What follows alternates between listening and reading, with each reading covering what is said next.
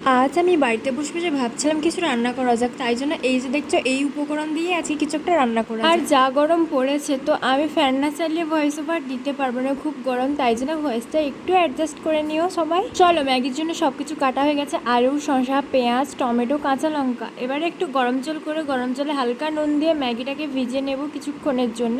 আমি এখানে 3টে ম্যাগি ইউজ করেছি, তোমাদের যত ইচ্ছে ম্যাগি ইউজ করতে পারো, পুরো ফ্যামিলির জন্যও করতে পারো বা নিজের জন্যও করতে পারো। আমি 3 প্যাকেট ম্যাগি নিয়েছিলাম, তার সাথে নিয়েছিলাম 2টো ডিম, কারণ অনেক দিন থেকেই ডিম খাওয়া হয়নি আর আমার ডিম খেতে কিন্তু ভালো লাগে, তাই জন্য 2টো ডিম এখানটায় ফেটিয়ে ভালো করে ফেটিয়ে নিচ্ছি। তারপরে কড়াইতে হালকা তেল দিয়ে দিব। তেল দেওয়া হয়ে গেলে কড়াইটা কিন্তু ততটা গরম হয়নি, বাট আমি ডিম দিয়ে দিয়েছিলাম কারণ ডিমটাকে আমি একদমই হালকাভাবে ভাজবো। ডিমটা তুলে নিয়ে একে একে কড়াতে আলু দিয়ে দিব, পেঁয়াজ দিয়ে দিব, তারপরে দিয়ে দিব খানিকটা শসা, মানে যেটা কাটা ছিল। তারপরে কিন্তু আলুটাকে ফাঁক করে মাঝখানে দিয়ে দিলাম টমেটো। তারপরে সেদ্ধ করে রাখা ম্যাগি দিয়ে ডিমটাকে দিয়ে ভালোভাবে নেড়ে চেড়ে ম্যাগি মশলা দিয়ে নামিয়ে নিলেই রেডি আমাদের ম্যাগি, যেটা খেতে কিন্তু খুব দুর্দান্ত ছিল। তোমরাও বাড়িতে ট্রাই করো আর আমাকে কমেন্টে জানিও কেমন লাগলো।